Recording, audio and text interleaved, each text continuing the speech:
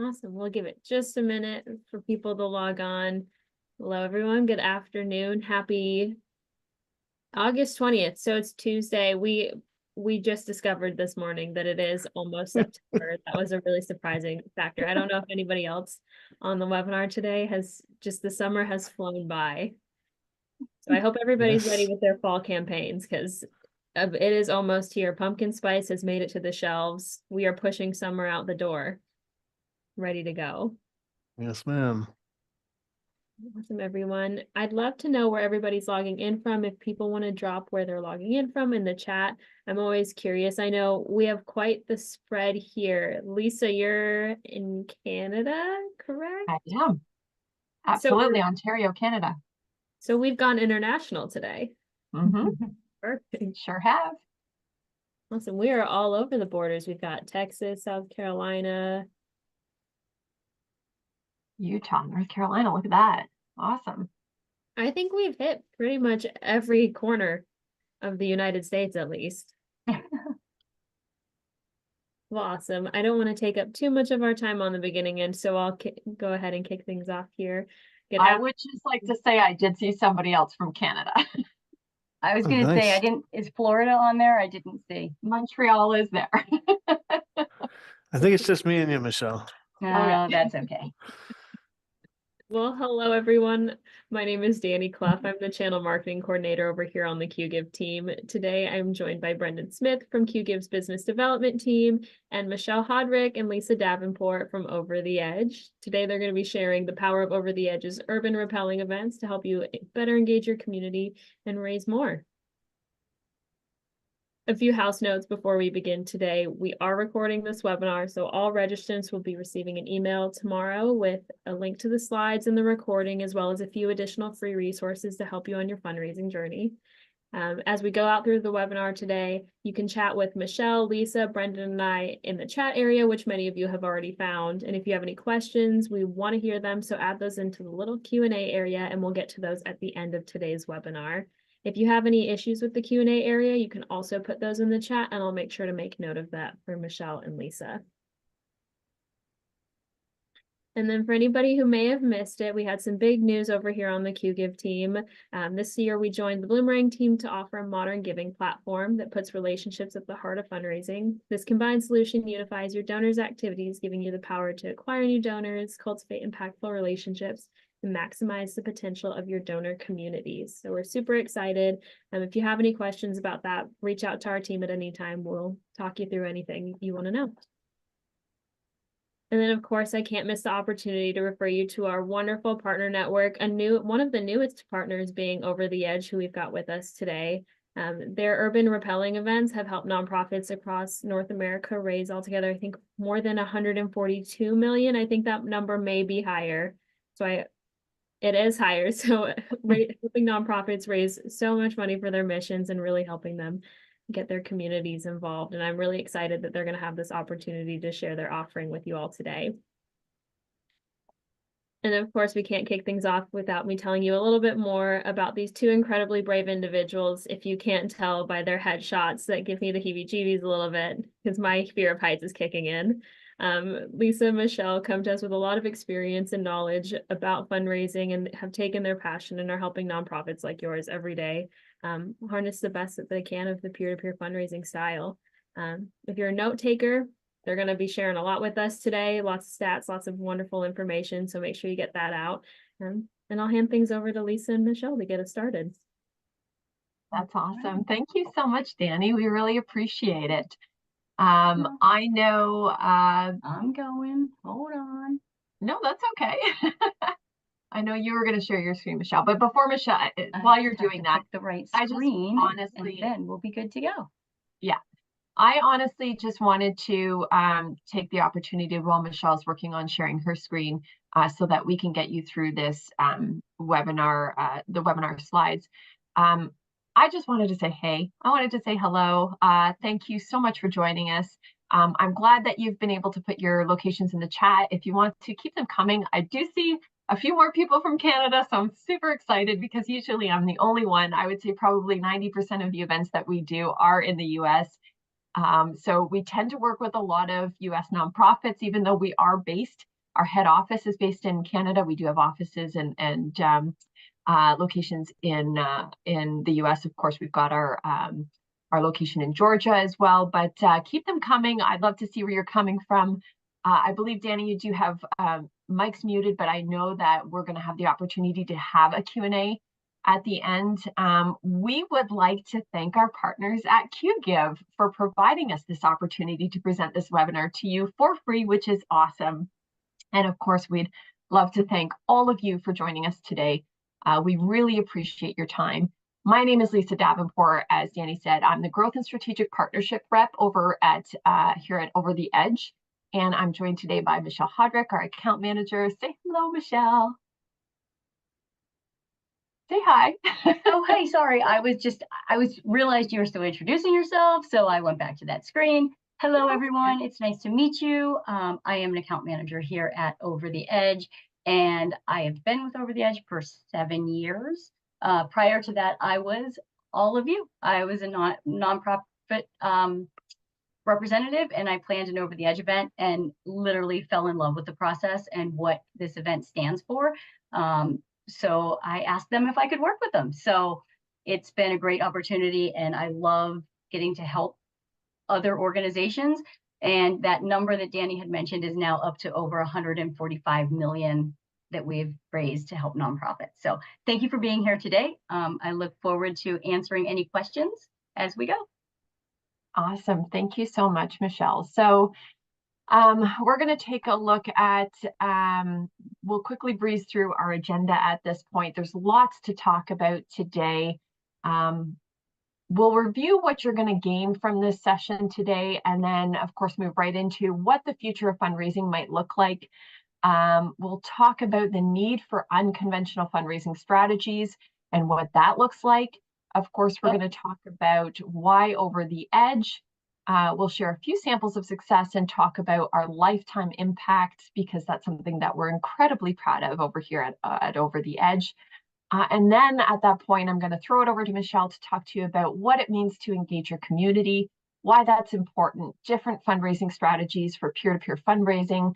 We'll talk about what it means to embrace collaboration and how we've used that in this past year to ensure partner success, and expanding on that donor base, which is a biggie. We all know how big that one is. We're going to talk about inclusivity and safety. And then, of course, we'll get to a Q&A session. So I hope you are ready. Let's jump right in. All right. So what are you going to learn from today's session? I don't know why this is so big on my screen, Michelle. I think it's just my screen. But anyways, there we go. It's because I had the chat open. I'm not chatting with anybody just yet. What are you going to learn from today's session? First of all, we're going to chat about the need for something different, and also wanting to explore what discussion, that discussion around creating experiences. We know how important experiences are in our own lives. It's just as important to ensure that our community receives memorable experiences. If you're wanting them to engage with you and return as donors, then sorry, if I'm like trying to make sure I'm watching both screens and going through my talking points at the same time, so I apologize. If you're wanting them to engage with you and return as donors, that's something that's really, really key, and I want to make sure that we hammer that home to you today. We're going to talk about community engagement, of course, because that's what's really going to ensure that that happens. The importance of maximizing that, and how to effectively attract participants, donors, sponsors, and volunteers to your events, and how to ensure that all of those people are passionate about what you're passionate about. You're also going to learn the importance of not only safety, but what should be important to every single nonprofit, which is inclusivity. That is something that we never want to miss the mark on, so we will talk a little bit about that today as well. All right, next slide. So we all know that the future of nonprofit fundraising looks a little bit different than it has in the past. Of course, the nonprofit sector is constantly evolving, just like every other sector, but it's becoming increasingly difficult to stay ahead of the curve. And those nonprofits that are really engaging in their community by providing something a little bit different and providing something fresh and engaging are the ones that are going to embrace that change and get ahead. We also know just how important authentic storytelling is.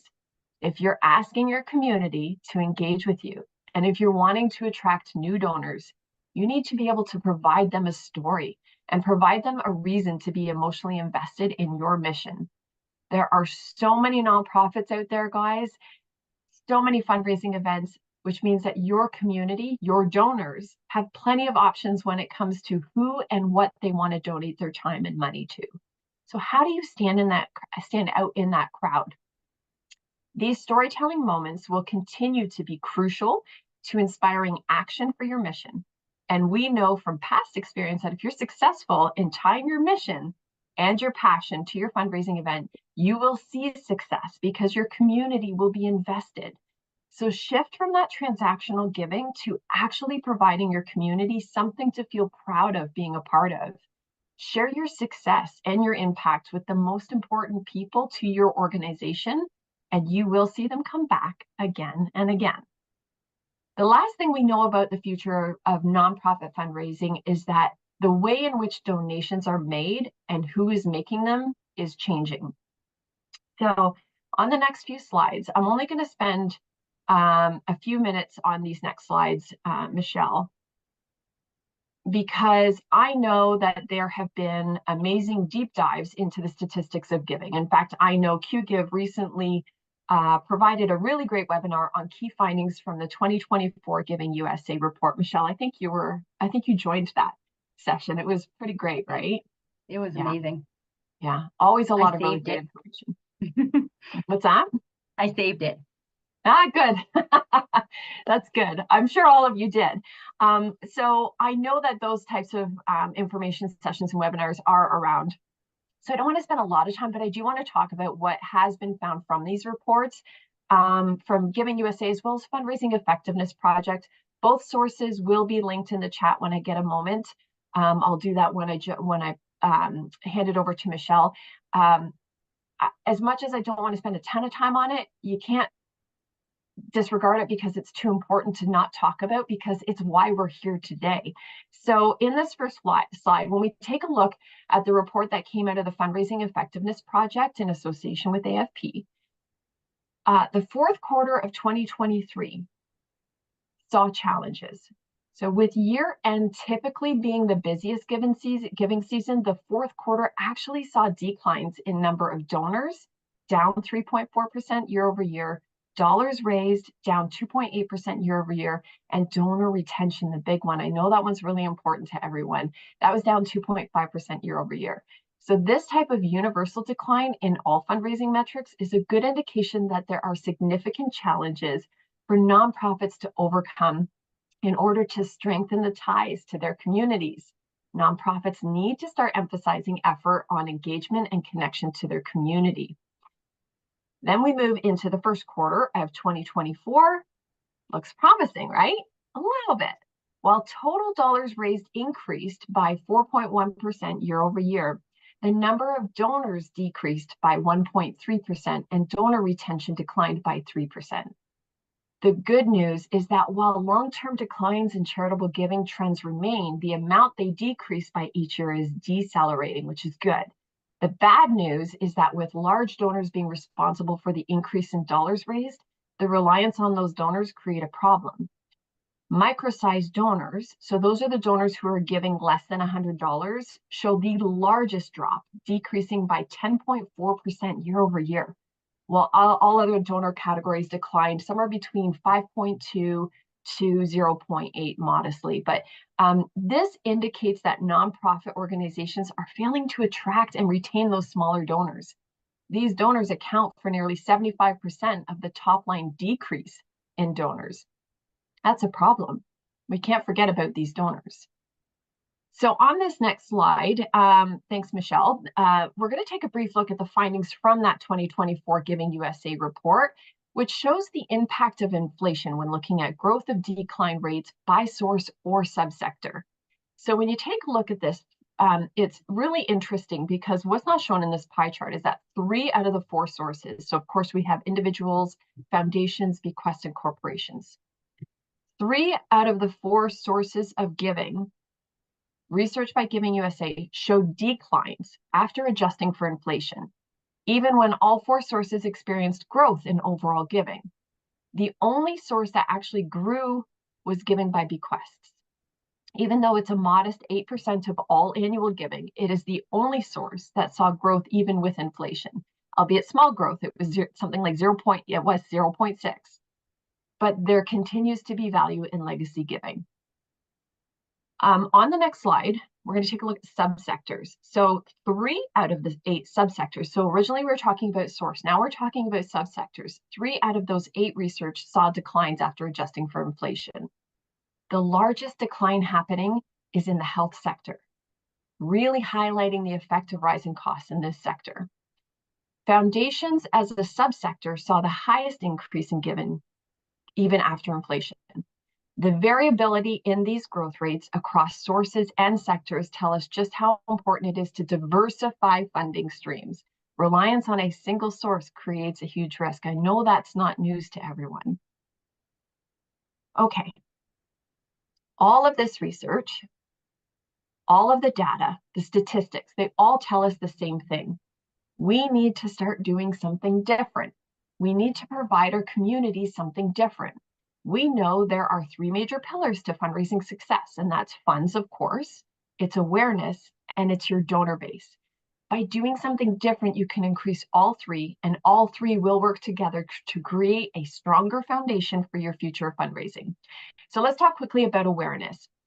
Local media loves our events. Why?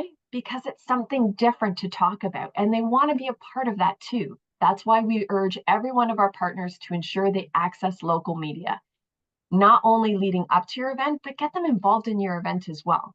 We have media harnesses so they can get on the rooftop, catch the excitement up there. A lot of the time we can get them down as well with their cameras. But think not only local media, but all forms, including the reach that you can make in both online and offline impressions with something so unique.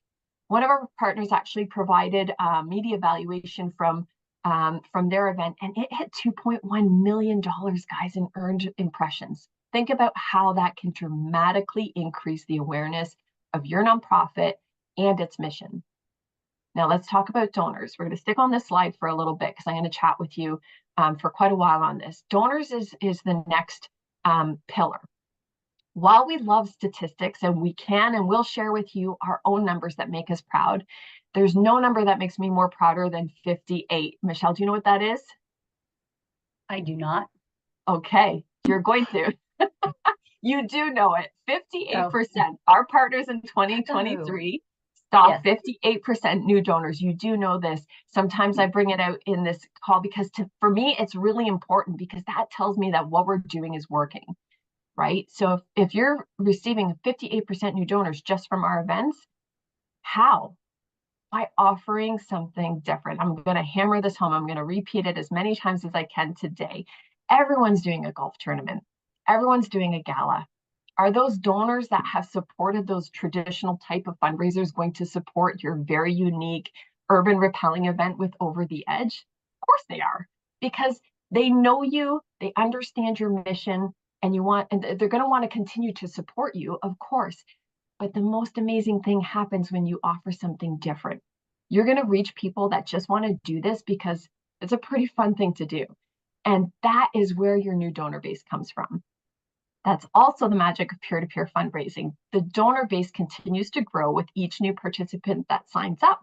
So you're reaching them, but you're also reaching their friends, their family, their coworkers and peers. That's how this works. If you aren't doing peer-to-peer fundraising right now, you're definitely missing out. How this works is if someone wants to have the opportunity to rappel down a building in your community, and my goodness, what more exciting bucket list item could you even offer? They need to earn it. They need to raise money for your organization in order to unlock that opportunity.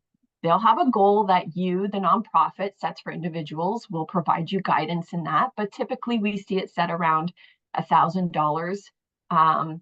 Once the participant hits that goal, they will unlock the opportunity to rappel on your event day. That's how it works, as simple as that. And then, of course, you'll have access to their information for future campaigns, as well as the information of every single person that donated to that one participant. What better way to gain additional leads for future campaigns than peer-to-peer fundraising?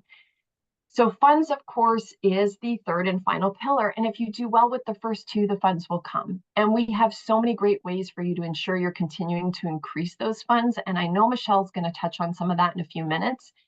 But I will let you know our average funds raised in 2023 per event was $118,000. We have nonprofit partners, of course, that don't hit that, of course. And then we have partners that well exceed that every single year. And by the way, we have partners that have been with us for 15 years standing, going on 16 years. This is something that we love when it continues to happen year over year, because you will continue to build and build and build. You'll figure out what works, what doesn't work, and build from there and make it even more exciting. And your community will come back every single year because they're going to be excited to do so. When you finish an event, they're going to say, can't wait till next year. We actually just came out of an amazing event with a first-year partner. I wanted to share that with you. Never done anything like this before. Turn it around in 4 months. By the way, we're usually working 6 to 12 months out on these things. They've never done this before. They walked away with $325,000 on their first event.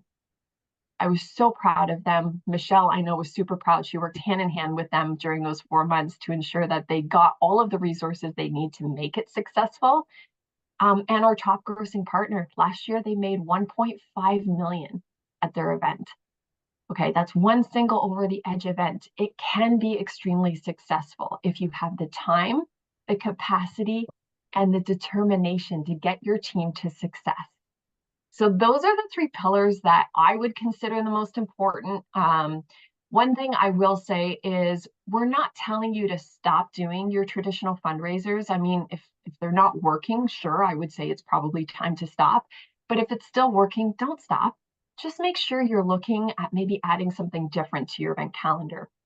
If you've never done a fundraising event before and your nonprofit wants you to start, why start with something that everyone else is doing?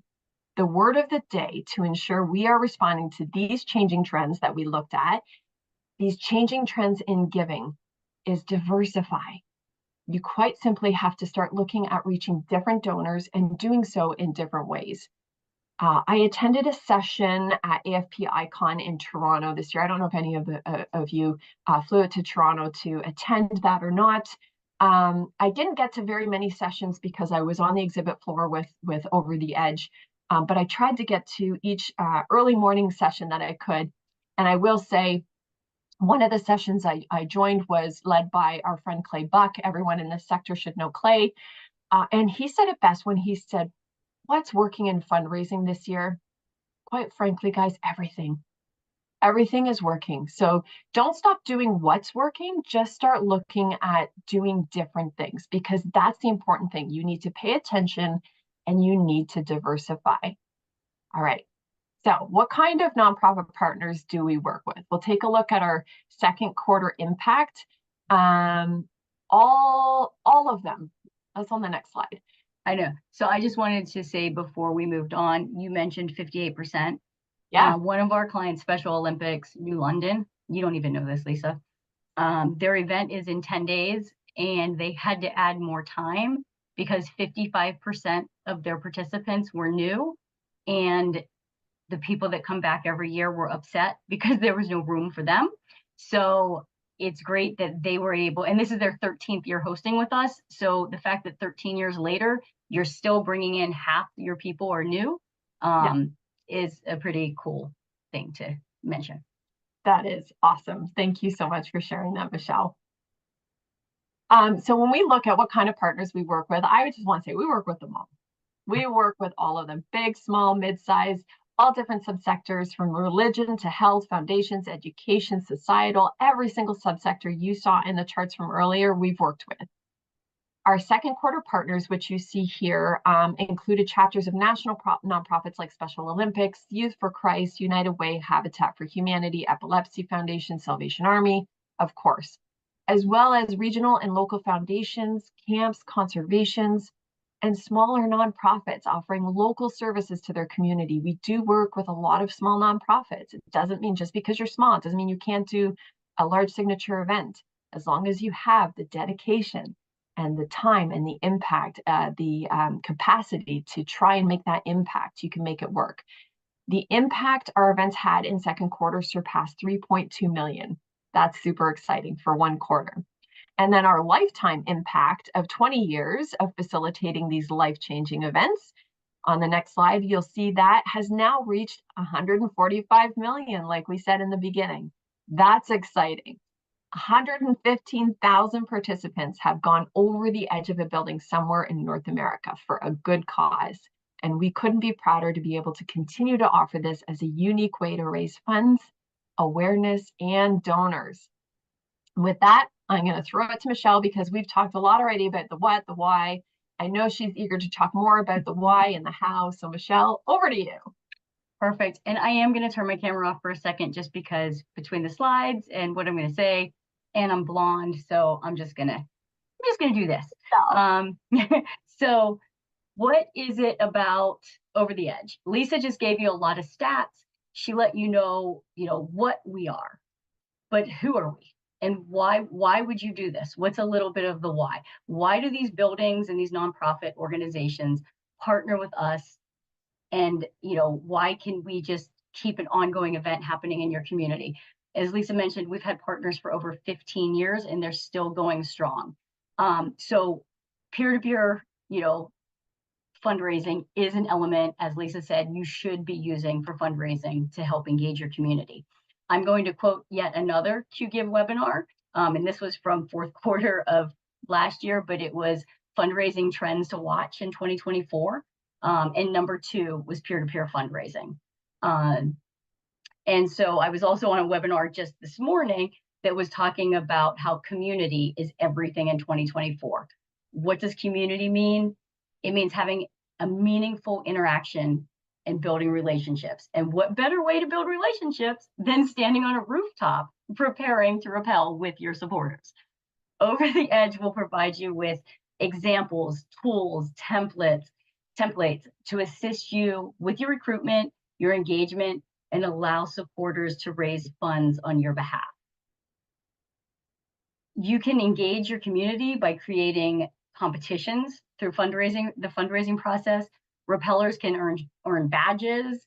They can, you can offer incentives to get them to keep going. And of course, there's always bragging rights that they've raised more money than their friends or teammates.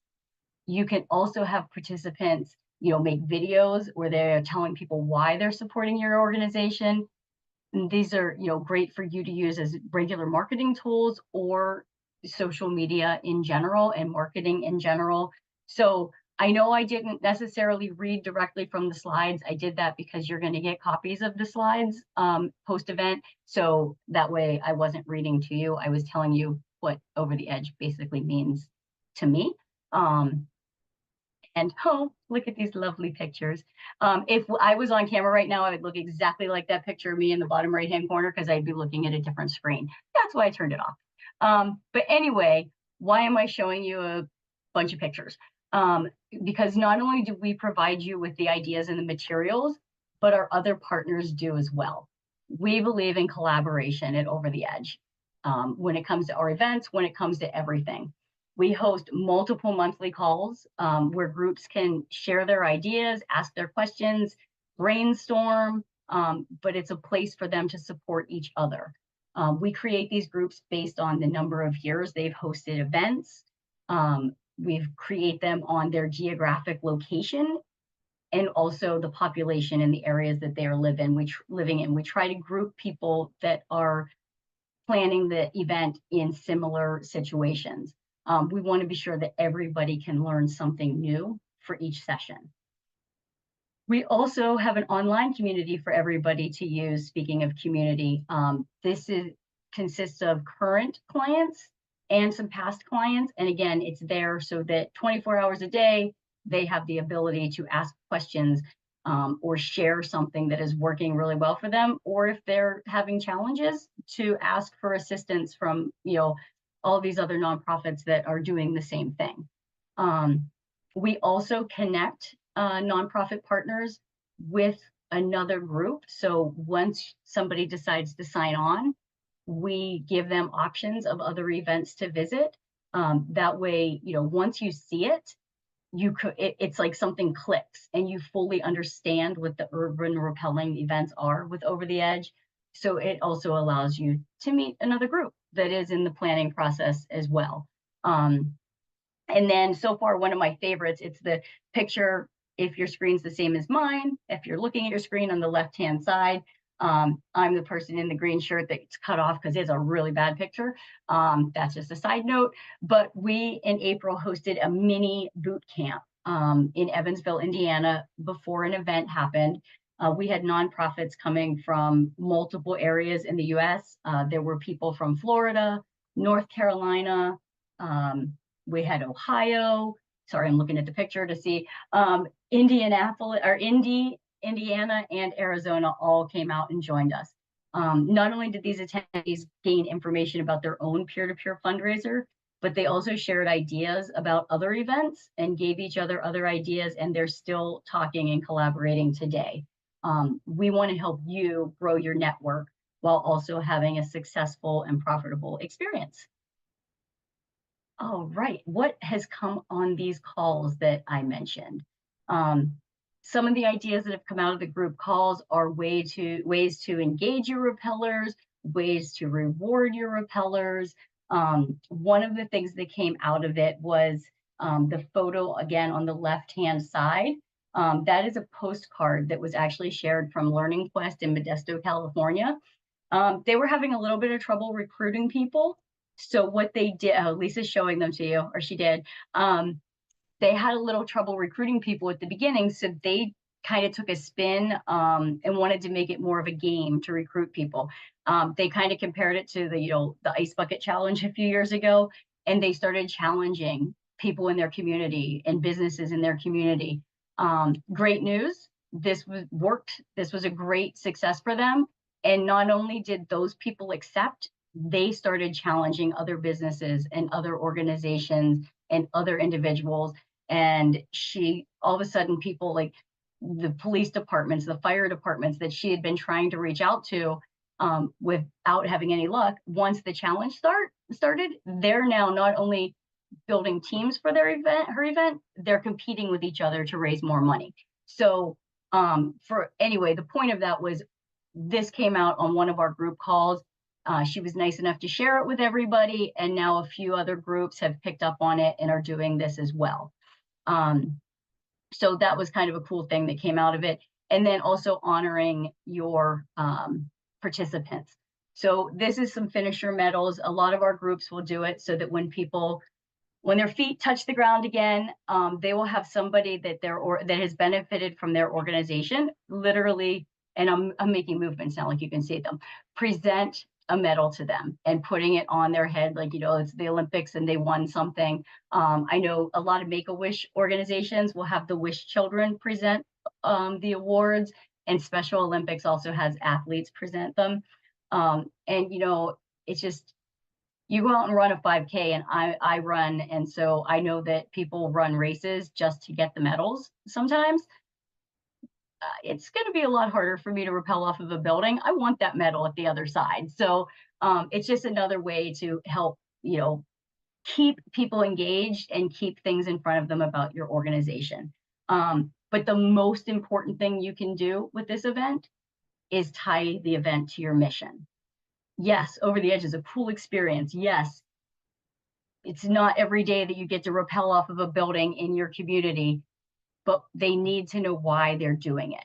They will come back year over year because they are helping your organization. So use this event to grow your relationships with your donors and your sponsors, your media, and your community. All right, there's a lot of words on this one. So, offering something different and increasing your donor base. You definitely, Lisa had mentioned doing something different. Over the Edge is unique. So that gives you something to talk about right off the bat. That's a conversation for members of your community, your donors, your current sponsors, your new sponsors. When you align urban rappelling events with your mission, your appeal to your target audiences, you can create something that can become a staple for your organization and your community. considering partnering with local businesses. You know, this is truly a one-of-a-kind opportunity in most communities. This event can also create a buzz and publicity. Lisa mentioned the media, I almost said mentions, but the impressions that people are receiving from these events. The number one, again, thing you can do is tie your mission to everything. The goal of this event is to grow your donors, to grow your supporters, and to grow your footprint in the community. So make sure you take advantage of that. And yes, leverage the novelty of the rappel, because it's pretty cool to drive. Every time you drive by that building or you walk into that building, you're going to look up at that roof and realize that you were standing on top of it and you rappelled. It's a really cool feeling. So then, you know, also engaging, you know, new demographics. Design your fundraiser to appeal to demographics that aren't typically engaging with your organization. Yes, we want your staple people, but we want you to grow new donors. So this could be going after younger generations or the adventure seekers or different corporations and having them create team building experiences. So all kinds of things you can do, and then ultimately cultivating long-term relationships. We want you to use this to, again, open the door to teach people more about your event. So, and I'm sorry, because every time I do this is when I have to then move my mouse, which is that big green mouse that we have. Oh, my favorite part. Now the question that everybody asks. You say, I'm going to host a rappelling event. And they say, are you crazy? What do you want? What do you mean? You want me to rappel off of that building? I don't get it. And it can't be safe. But guess what? Over the Edge is safe. We've hosted over 1,500 events. We're celebrating our 20th anniversary this year, and that is a lot of rappellers. So, you know, at every event, we utilize OSHA's standards for rigging. Our technicians are all SPRAT certified. And what is SPRAT? Because I didn't know before I was a part of this organization. It stands for Society of Professional Rope Access Technicians. You know, and to quote some of our tech team, the rappelling is safer than you driving your car to the event. One story that I wanted to share, because this just happened at one of the recent events I was a part of. There was an 11-year-old girl, and she was so excited. She was rappelling with her dad, and they were getting ready. She picked the theme. They were wearing 80s clothes. She had a little tutu on. He was wearing fluorescent orange and yellow. And they got all geared up and they got ready, and she was so excited, and she practiced, and then she got to the edge and she froze, which that happens. And she was very nervous and she was worried and she was crying. And I'm not going to lie, her father kept saying, you know, it's safe, keep doing it, and we had to tell the father to kind of be quiet. And we knew she wanted to rappel. Like, she kept telling us, I want to do this, I want to do this, I want to do this. So our tech team stood there with her at the edge and talked to her and comforted her and waited until she was ready. And she did the rappel. And I'm not going to lie, I raced down the stairs, down the elevator, because I needed to be on the ground when she got on the ground. I'm going to cry telling this story. I'm sorry. She was so happy. She was so proud of herself. And later, she ran into that tech. Like, we made sure that she could see him again. And she gave him a big hug and said she would never forget him, and that she wanted to do it because there are kids out there that can't. And, you know, that little girl will be able to face a lot of challenges in her life because she knows that she stood on that roof and she faced her fears. So that's what Over the Edge does for your community. I am so sorry. To quote one of our nonprofit.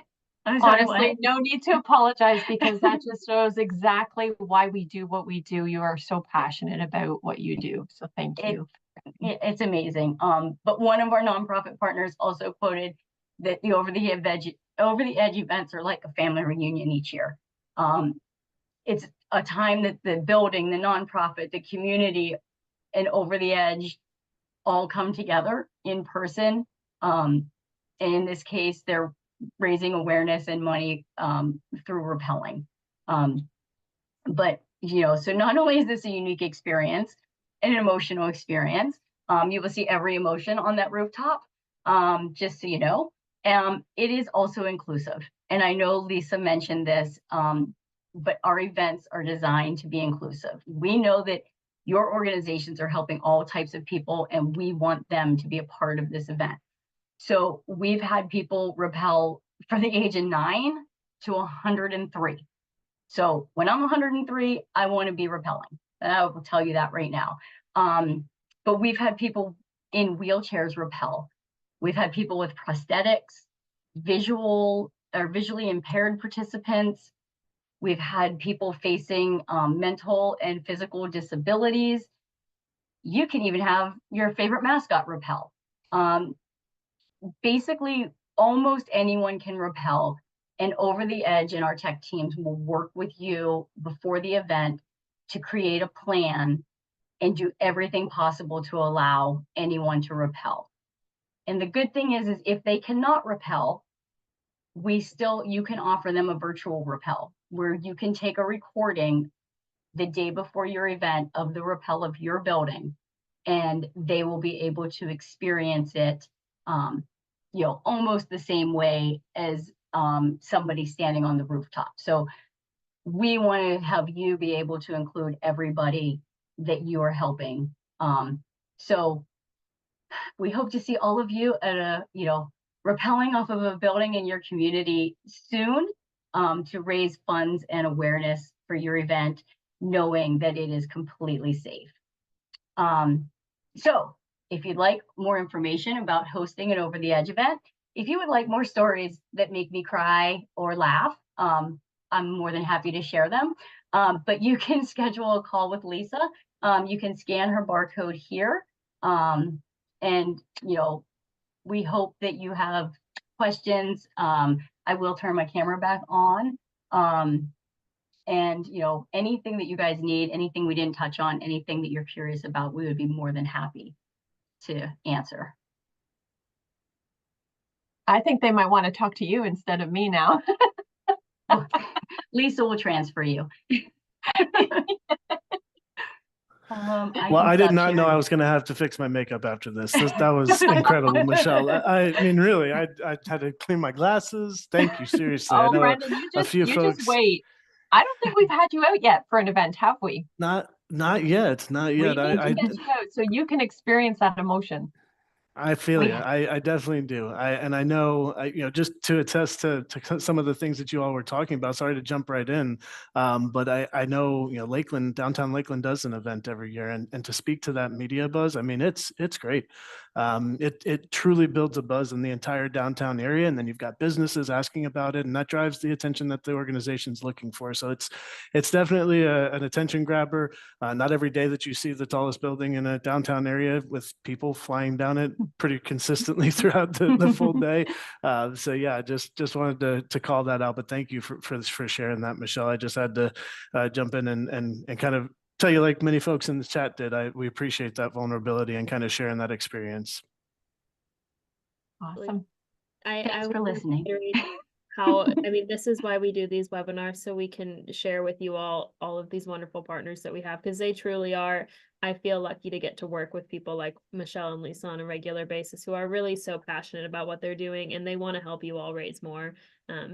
There's a whole network of very, very passionate individuals who really want to make sure you guys can raise the most funds for your mission as possible and really engage your community. So thank you again.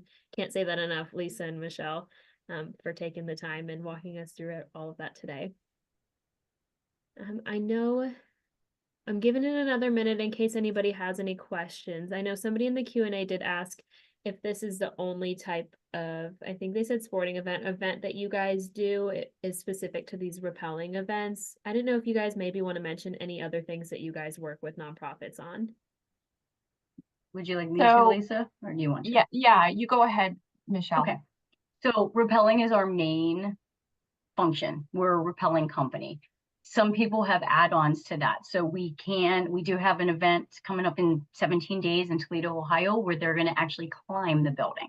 So some buildings are set up that you can climb them if you choose to.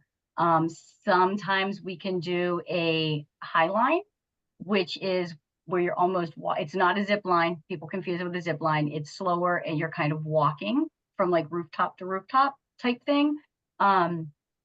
And so those are some of the things that we have. And then the others are, like I mentioned, the virtual rappel, where we actually bring a tripod. So the person is in the air.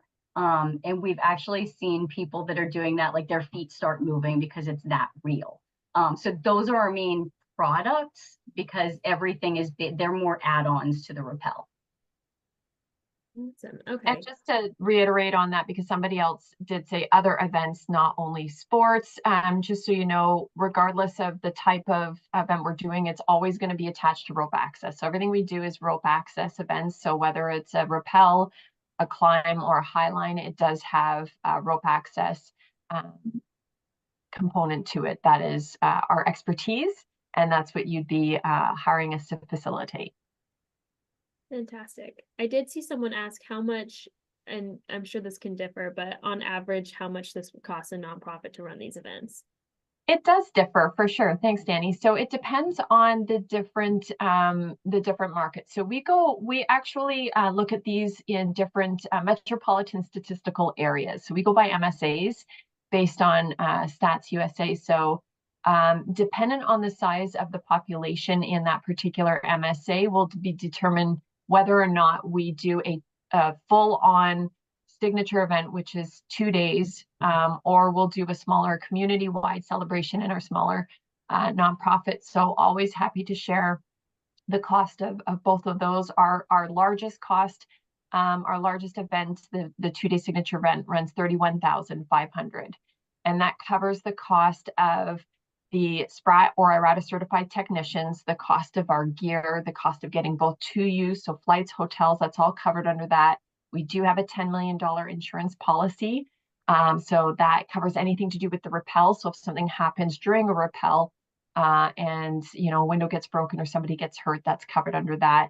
Of course, our support from our wonderful team, our client experience team, from people like Michelle, and our technician, site safety visits, all of those, that's all included in that. And we do spread it out. So I'm happy to share our payment structure with anyone that wants to jump on a call with me. I can share what that looks like, because we do have a number of moments in time where you can take a look at this. We want it to be as low risk as possible for people in the beginning, for nonprofits in the beginning, as they're going through that journey, to ensure that this does make sense. So we have a number of spots where we take a look at it and say, okay, are you wanting to move forward? Because if not, you've got this portion that can be refunded. Once we get to a certain point, are you still interested in moving forward?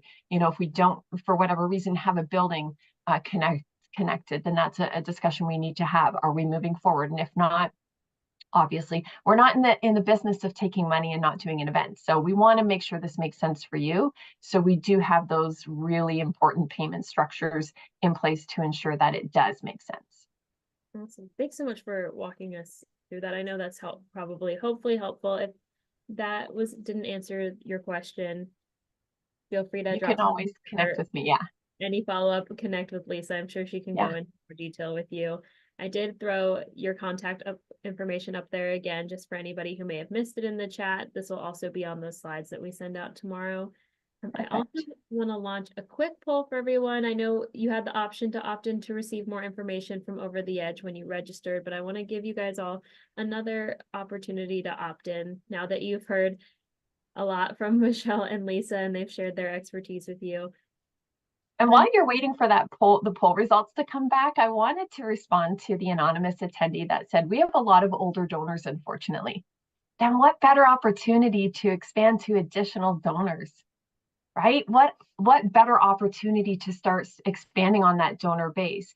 And first of all, number one, why can't the older donors take part in this?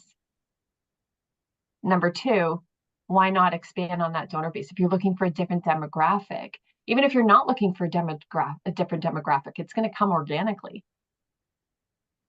And as y'all are opting in on that poll, I'll kind of add to that, Lisa. Someone asked earlier if you have to have a peer-to-peer fundraising component to this, and the answer is you should.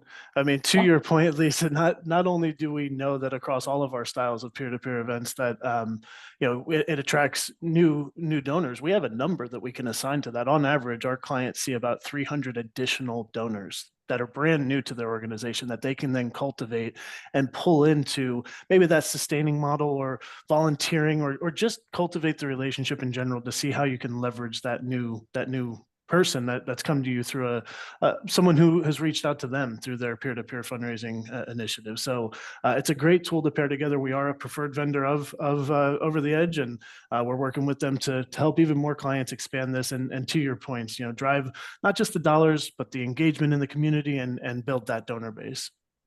Absolutely. Fantastic.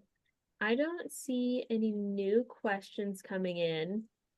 So if there's nothing additional we want to add, we can give everybody a couple minutes back in their day. Amazing. Go get our tissues, clean up a I'll little stop. bit. If anyone would like to cry, I can keep talking. Call me. Well, thank you I all love so that. much. Seriously, looking forward to working with even more of the folks on the line and clients as they come through. Thank you so much. Thank Really you so appreciate the much. time today. Thank you. And thank you all again for joining and taking the time to join us all on this webinar today. I hope you all have a wonderful rest of your weeks.